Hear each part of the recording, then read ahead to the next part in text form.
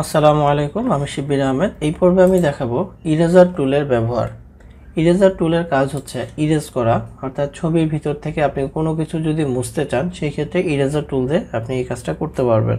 তো আমি এখানে একটা ছবি নিয়েছি, এটার আমি একটা কন্ট্রোল জে দিয়ে একটা কপি লেয়ার নিয়ে নিলাম এবং ব্যাকগ্রাউন্ডের আইটা অফ করে দিচ্ছি, যাতে আমরা যখন এটাকে ইরেজ করব তখন যেন আমরা সরাসরি বুঝতে পারি। আমরা ব্রাশ টুলের ক্ষেত্রে যেই সেটিংসগুলো পেয়েছিলাম, ইরেজার টুলের ক্ষেত্রেও একই সেটিংস পাচ্ছি।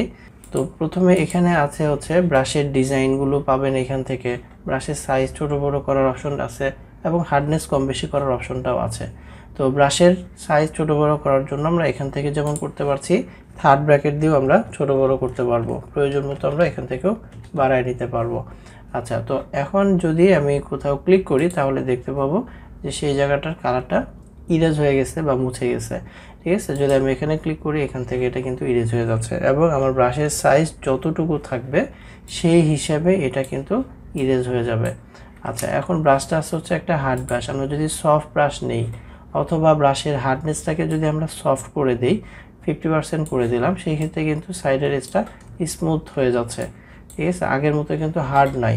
আরও যদি আমরা কমায় দিই, 0 করে যদি দিই, সেক্ষেত্রে এটা আরও স্মুথ হয়ে যাচ্ছে চারপাশের কালারটা। এটা আমরা প্রয়োজন মতো কম বা বেশি করে নিব। ব্রাশ টুল এবং ইরেজার টুলের কন্ট্রোল বারের যে অপশনগুলো, এগুলো প্রায় সেম, একই জিনিসই আছে এখানে। তবে ব্রাশ আর ইরেজার টুলের মধ্যে পার্থক্যটা হচ্ছে, ব্রাশ দিয়ে যখন আমরা অ্যাপ্লাই করব তখন ফরগ্রাউন্ডের কালারটা অ্যাপ্লাই হবে, আর ইরেজার টুল দিয়ে যখন আমরা এটা অ্যাপ্লাই করব তখন আমার ছবি থেকে ওই ব্রাশের ডিজাইন অনুযায়ী ইরেজ হয়ে যাবে। যেমন এখানে বেশ কিছু ডিজাইনের ব্রাশ আছে, আমি যদি এখান থেকে এটাকে সিলেক্ট করে তারপরে এখানে এসে আমি ইরেজ করতে চাই, এখানে এটা ডিজাইনটা কিন্তু এই যে একটা ফুলের মতো একটা ডিজাইন, এই ডিজাইনে এটা ইরেজ হচ্ছে। আবার যদি এখানে আরেকটা আমি সিলেক্ট করি, যেমন নিচের দিকে যে একটা বাটারফ্লাইয়ের একটা ডিজাইন আছে, দেখেন ওই হিসাবে কিন্তু এটা ইরেজ হচ্ছে, ওই ডিজাইন অনুযায়ী এটা ইরেজ হচ্ছে। তো এই হলো ইরেজার টুলের ব্যবহারটি। তো এইভাবে আমরা আমাদের প্রয়োজন মতো ডিজাইন সিলেক্ট করে আমরা ইরেজের কাজটা করতে পারবো। এখন আমরা মোডে কি কি আছে সেটা দেখব।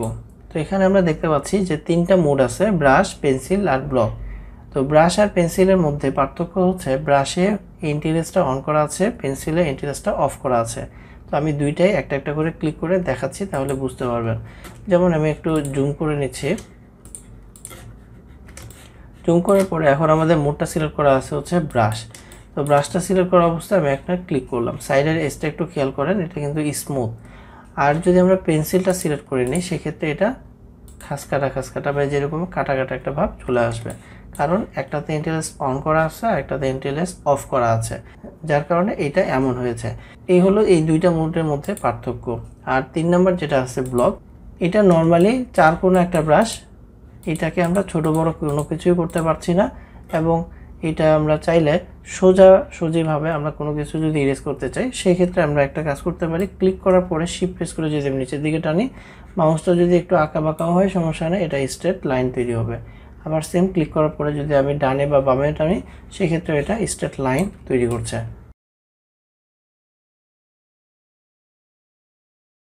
তো এই ছিল হচ্ছে ইরেজার টুলের ব্যবহার, আশা করি বুঝতে পেরেছেন।